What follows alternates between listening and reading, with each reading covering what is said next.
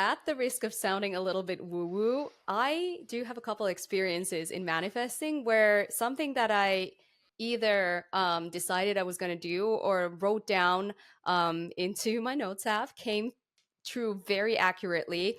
When I was 14, I actually had a dream that I had moved to New York and I was living in New York. And ever since that day, I had that sort of Delulu feeling where I knew it was just gonna happen. And I was wondering if you have any similar experiences like that as well. Honestly, my entire move to the US was pretty much also just pure manifestation. So I can definitely relate to that, Christine, on some level. And I've been reflecting a lot on that recently because I just completed 2 years in LA. And I was thinking about it that like I didn't even send out a single job application when I came to work here. Like it just all came together and like things just fell into place It quickly. happened so It was fast. it was like few moves there and suddenly I had a job offer and I was on the plane. But the real work, the energetic work was happening long before that moment. I was thinking about it. Like there was still a ton of work, at least years of work. There was a lot of time that I spent visualizing myself here, genuinely believing it was possible and also practicing the belief of thinking that it is possible. I remember when it was like 3 4 years ago when my boyfriend first asked me like, hey, like would you be down to move to the US? And I remember first thought being like, oh my god, like is that really possible for me to move there and like get a work visa? And like I remember then I started collecting mentors and I started doing the like internal work. Of course there was a lot of external work that I was also doing, but it looked very different than you would think so when you're applying for a job in the US. So really genuinely believing it was possible, aligning myself with that reality, just made it all happen. Yeah, and I have a slightly different I mean, I will get into this, but I struggle with certain parts of the manifestation conversation I where feel where you. it's very surface level and it's like I get everything I want and, whatever, all the money in the world, and just by saying that out loud and listening to this sound on this frequency, everything's going to come for you. But I do think that what has been helpful for me, or what has resulted in some of those moments where I feel like actually I think I manifested this, has been connected to starting to visualize things. I'm a huge Pinterest super user and I have boards for different aspects of my life. And so a couple years ago I started doing vision boards and things like that, and bucketing my life into different areas, and I'm sure we'll get into some of that stuff more. But I think starting to realize that some of the things that you're pinning in a certain area are then turning into real moments, it's a really powerful feeling, and it kind of happens subconsciously. But I think that doing some of that visual work helps you get clear on your goals and helps you kind of be open to those opportunities. And if you didn't catch it by now, today's theme is all about manifesting, vision boards, and revelations, and really content that is kind of like reveals something to me about myself and why that mechanic is so powerful. I've been doing some research and I looked into both Google and Pinterest trends, and we're seeing these massive peaks in obviously manifesting and vision boarding every January because January, New Year, yada, yada. But what's interesting about it is that I actually compared the past 5 years, and we are seeing higher and higher peaks every year in January.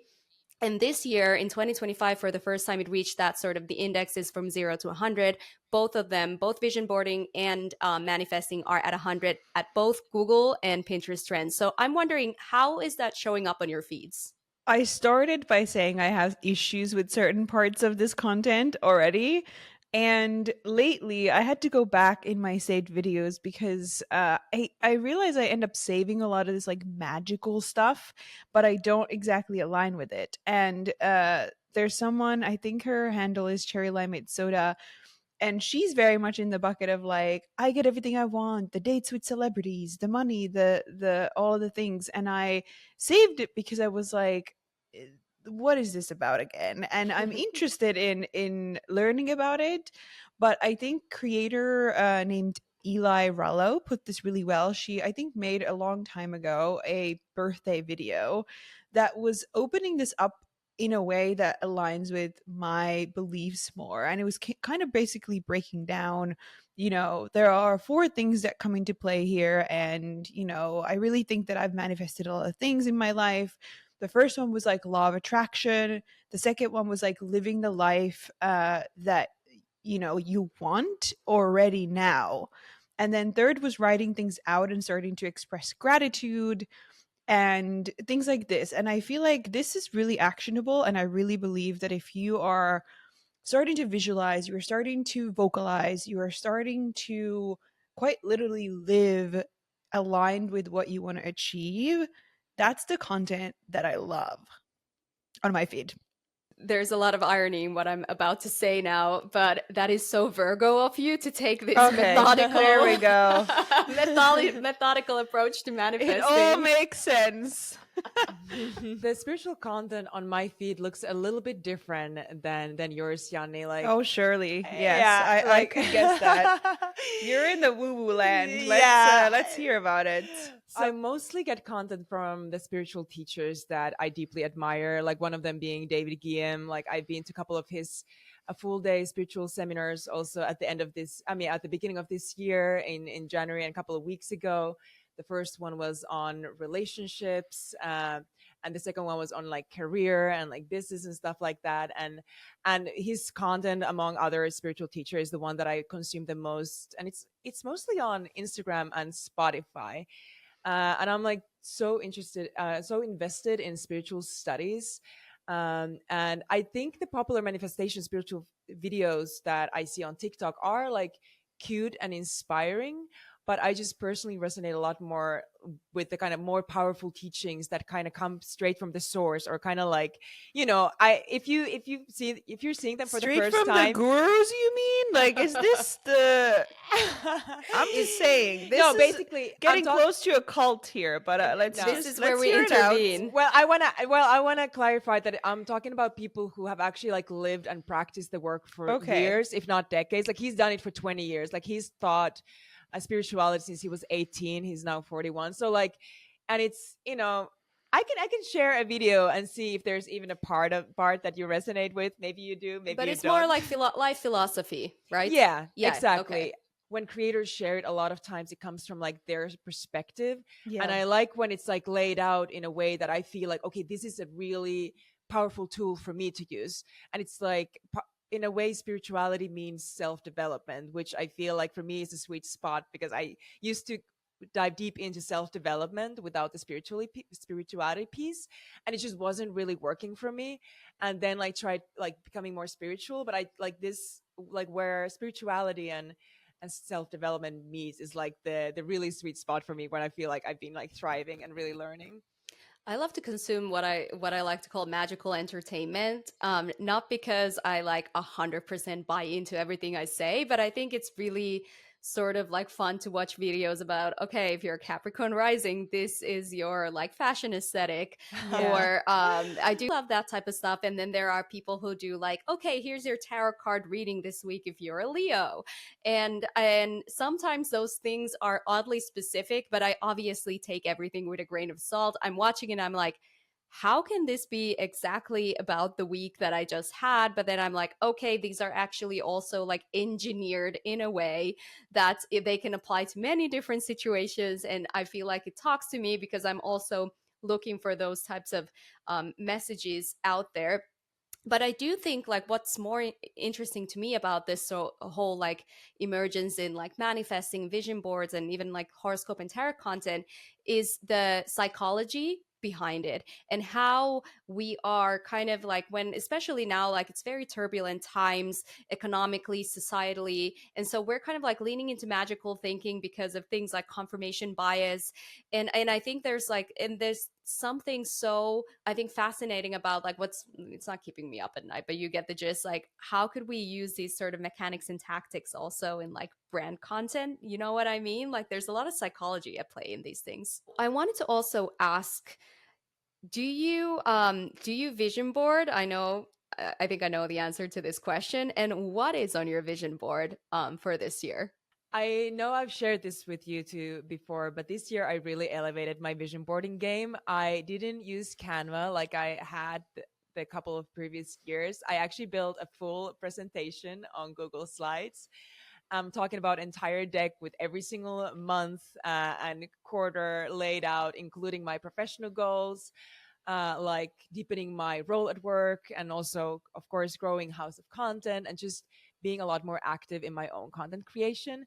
And personally, I've detailed and booked every trip for the whole year. So all the locations, flights, Airbnbs, and everything. And my vision is like really clear. Like I want to do intentional travel. I also have all the PTOs laid out. I want to be I know experiencing more. that. Yeah, you did because you're the approver. And dancing. I want to be dancing more, connecting more with people, and also do less of this endless scrolling, which I feel like has consumed some of my time a little bit too much in the past. So it's really for me about living each day with more gratitude, being more present and purpose, and remembering that we're here just for a moment. And like in a weird way, I've started to like remind myself more of how mortal we are, and like how we don't have all the time in the world, and kind of using like death as a friend to remind me of that. Like, okay, Clip like that. That's That so is our deep. social clip. yeah. But yeah, what about you girls?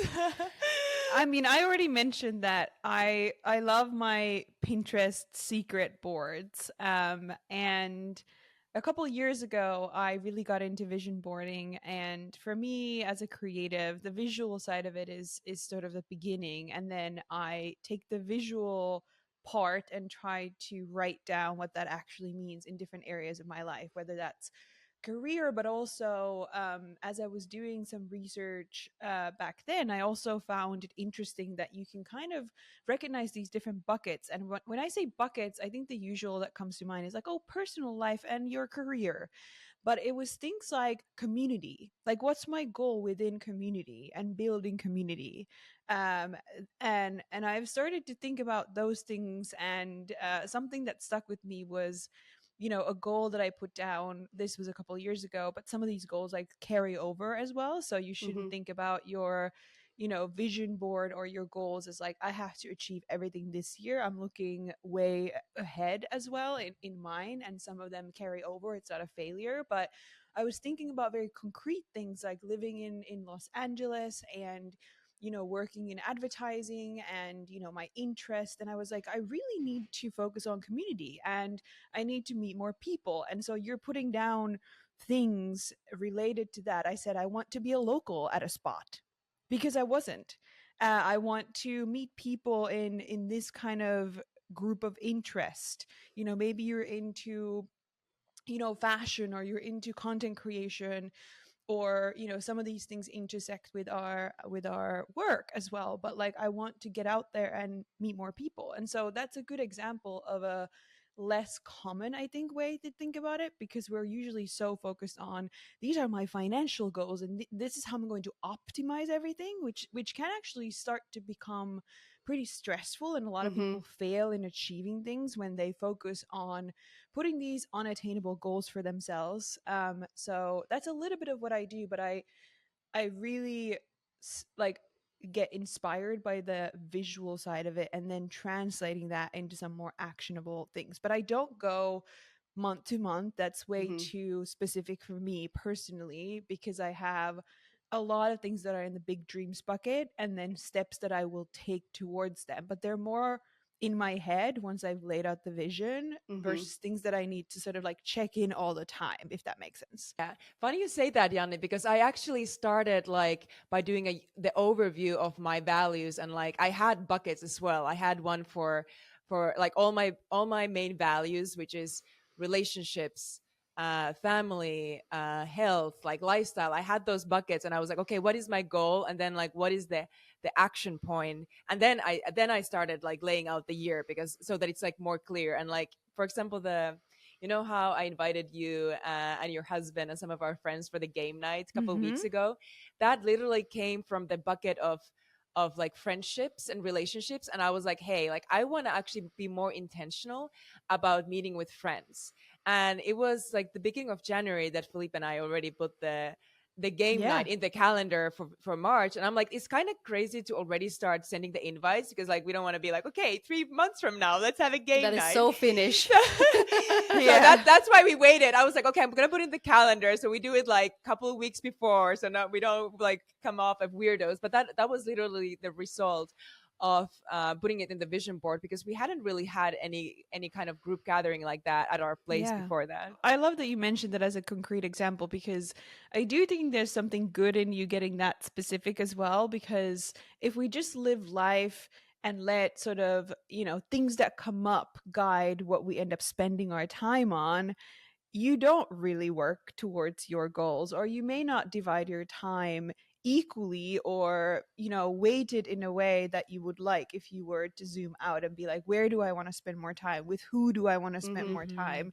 And so I do think there's something, but I think it's a personal thing to not want to get so granular. For me, it's almost like I Yeah. never track calories. I never did. It does not work with me. It gives me more stress than anything. So I think that's a weird, like, sort of side by side, but I think that there is like a level where I think you have to find your way, where Yes. this isn't supposed to make you, stressed about achieving these things. You're supposed to find a way that helps you achieve things, but in a way that doesn't feel like you're just ticking things off and, like getting stressed or anxious about it. I love that you brought up the idea of community, because it's clearly a shared value and a shared theme here, because I have been thinking about that a lot lately. And I think especially it relates to sort of like the life stage that where I am at right now, and also the fact that I've been working remotely for a very long time. Yeah. And I'm starting to feel sort of the negative aspects of it, because I feel like I am kind of void of having that sort of work clique or work community, or like having like that sense of deeper belonging, because I don't think you can feel the same type of belonging on like via Zoom screens or Slack. I absolutely, like, I believe in like hybrid and flexible work environments, but at the same time, there is something that is lost. And for example, now, like, we are recording in advance, but part of my own sort of personal community efforts is I'm flying out to LA next week to spend a weekend with both of you and some of I'm our so shared friends. excited. So excited for that. We'll definitely do some content. But that is really something that's been a through line for me. I approach vision boarding a little bit differently. I realized that I've had vision boards since, I want to say, like, since I moved here, like almost a decade ago. But Wow. my vision board is a Google spreadsheet. A Okay. spreadsheet. There we go. I I should have just guessed. love how different all of our approaches are. Well, I would like to hear more, Yeah. even though So I'm a little terrified. no, so it started out as a goals spreadsheet that had everything from like 401k to like health to career and like all those types of goals, and even like family and personal goals. And I had sort of 1 year, 3 year, and 5 year goals. And then I would track progress there, like throughout the year, like write up actually like the things that had been happening. And it really kept me motivated for like many, many years. And I kept doing that. And I kind of like, I've that's falling a little bit on the wayside, but I'm almost feeling like I could maybe like get back into it again, because I'm like, I'm a writer by trade, so I write first and then like visuals come after, which is so funny because Yanni, for you it's the opposite. But this Yeah. year I actually tried this creator approach for I saw this on TikTok, and this creator was making a Canva vision board as their phone screen. Oh, I have it. Yeah, the wallpaper I have background. mine as my wallpaper. And Yeah. I actually just did that. And so mine, I have like sort of the places I want to go. I want to go to Italy this summer. I've already booked my flights to Cannes, but going to Cannes, I put Female Quotient's Equality Lounge there because I want to speak there. Probably not going to happen this year, but maybe 1 year soon. Maybe And next Put then it out in the universe. I'm putting it Yeah. out in the universe. Female Quotient, if you are listening, we're actually pitching them on the side with Mackenzie, who's doing a session with me next month at Influencer Marketing Show. And then I also wrote a bunch of messages on my vision board that I then hid behind the images, because that's not something that I necessarily want on my Yeah. lock screen, but I have all of them there, like from like the amount of money I want to invest, and now I'm getting a little bit more quantifiable. But to then also like maybe some career moves or promotions or things like that, like all of them are layered into that image, and actually seeing that every day makes me so happy. What do you think about sort of the mental health benefits of like manifesting or practicing gratitude? Like, do you do that in your everyday lives? I haven't gotten to a point where I have a gratitude practice, as some podcasters like to call it, where it's so consistent that they are, writing things down every day, whether they're using a journal or some other thing. But I think that I have started to practice it in my mind quite a bit. I posted the other week about how I was just driving in LA, and I was like, does anybody else feel this? Because I get these very intense moments of gratitude when I'm just being able to do the things that I love, or even just about being able to live in LA. And I've noticed that I've had a lot of more of those moments where I pause and stop and think about how lucky I feel. And I hate to use the word luck, so Mm-hmm. scratch that. How fortunate, or Mm-hmm. I don't know what the right word is. Blessed. I no, not Hashtag blessed. I mean, I'm trying to say I don't like those words because it implies that it all happened without the Yeah. work that went into No. it. Yeah. So either way, I'm happy about where I'm at, and Mm-hmm. I'm appreciative of the things that I'm able to do because I have made certain choices or put in the work. And so I do think that I practice gratitude as a person a lot more than I did before. And I think there's an interesting cultural thing there too that I keep thinking about, in terms of how, if I didn't live here, would I be doing these vision boards, or Mm-hmm. would I be looking at life with the lens that I have now? And I think about my friends back home, and I think about my family, because there's so much good that has come out of it. So the answer is yes, but I don't have sort of a gratitude practice that I follow specifically.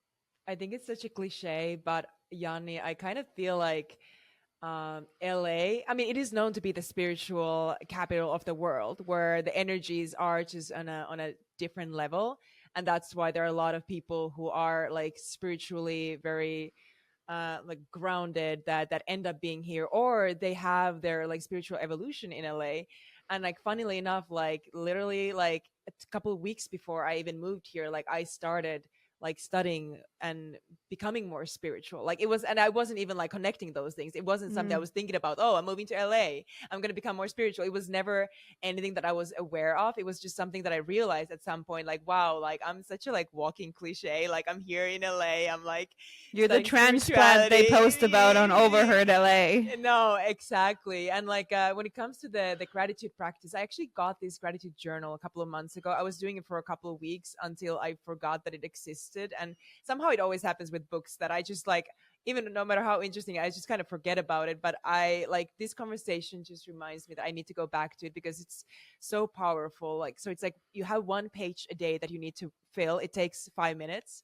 And in the morning, you kind of like set the intention for the day, and then you write down like what you're kind of like whatever excited about, and then at the end of the day you journal again and like put your three favorite moments, and like I don't even remember, but like it's basically just like all around like what Mm-hmm. you're grateful about that day, and like setting the intention for that day. And I think it's so powerful, and I It's do that in so, my mind. yeah, I've actually gifted that to friends before. Nice. There Mm-hmm. is a free app as well. So just a reminder, you don't always need to go and buy the thing you see on TikTok, but there is a free app, I think from the same company potentially, that you can do that as well if that's easier. But Ooh. yeah, it's a really simple way to incorporate a real practice, I think. Yes. Or you could also, again, Christine with her notes app, you can also just use your notes app for that. You You don't need certainly anything can. anything fancy. I don't have a regular gratitude practice, but similar to actually Yanni, I replied to your story on Instagram about living in LA. I said, yes, I get this feeling every time I look out my window because I have a view of the entire Manhattan I see the Empire State Building.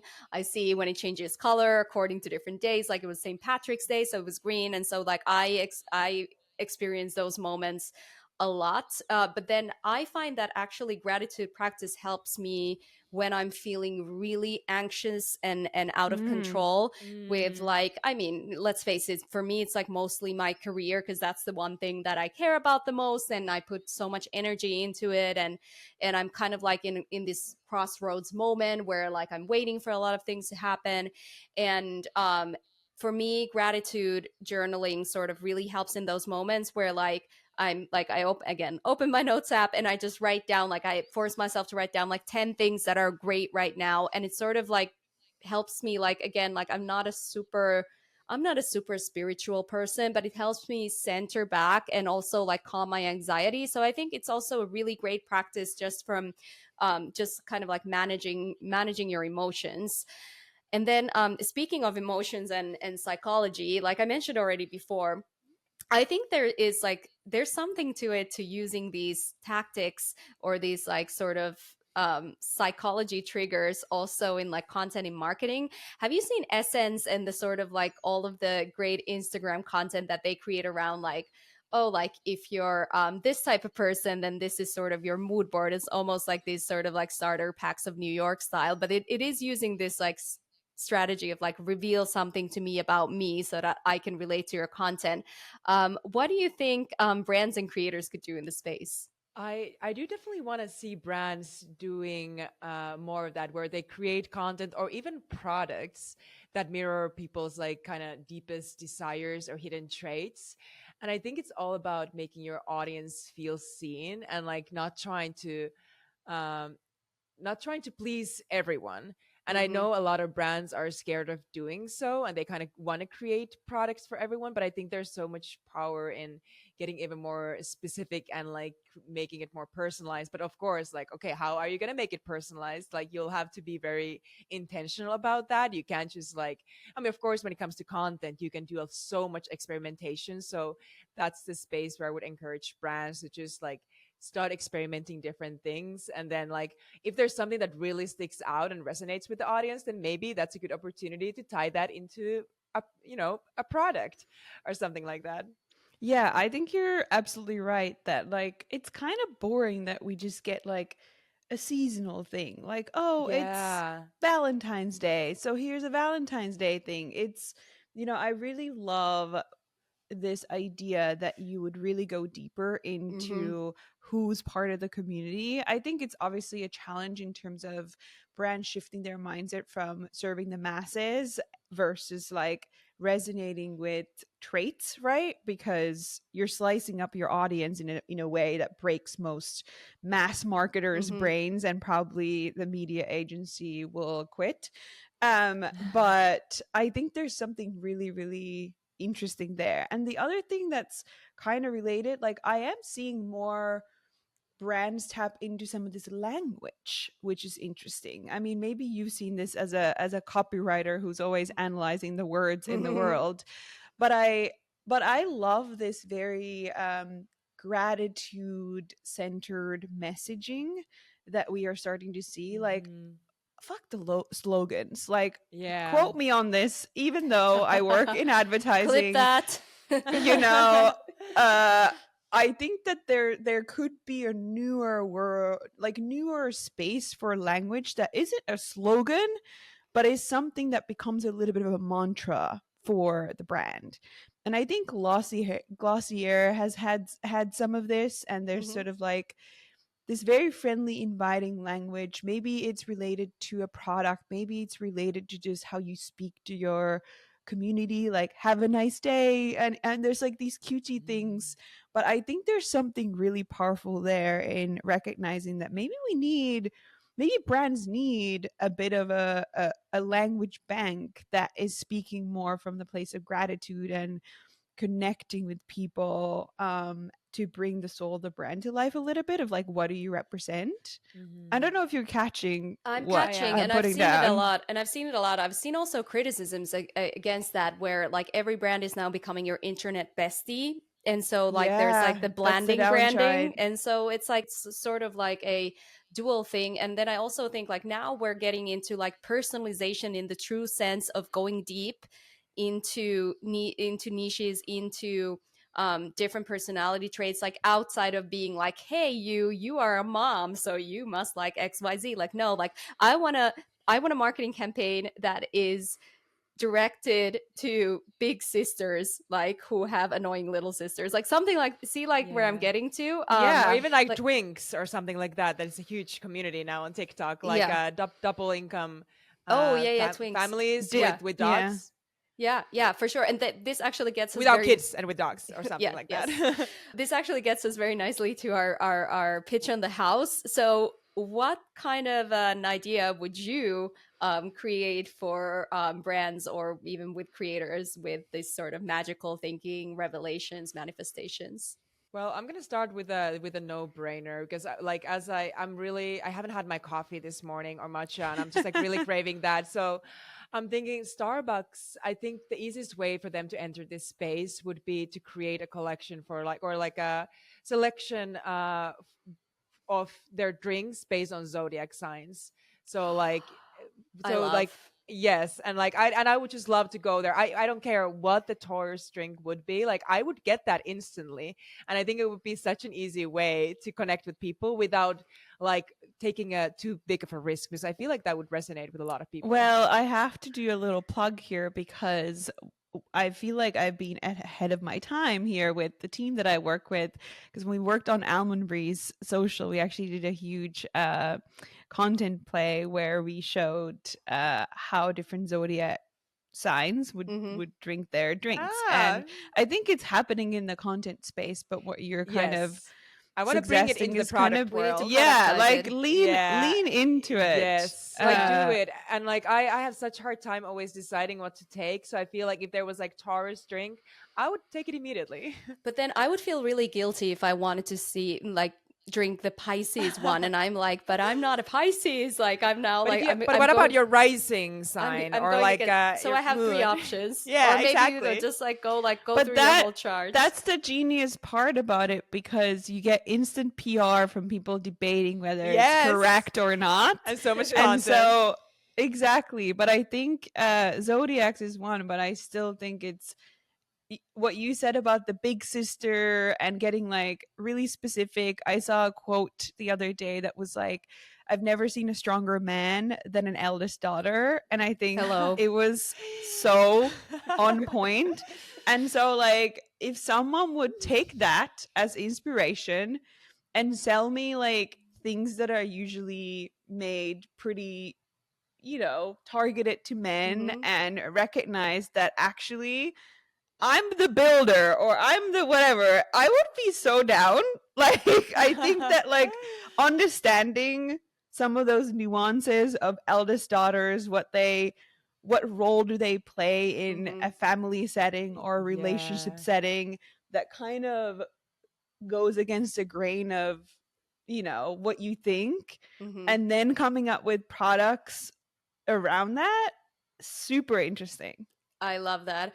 I'm thinking this like purely from, and surprising coming from me, from an aesthetic point of view, but I would love to get a beauty brand or a luxury brand. Think like Loewe or Jacquemus or Gucci doing a branded tarot card deck. I feel like, especially in like everybody's talking Mm. about recession core, Mm. like that could probably be a very quote unquote affordable status symbol that you could buy. I don't know anything about tarot, but I would definitely buy a Gucci tarot deck to have on my coffee table.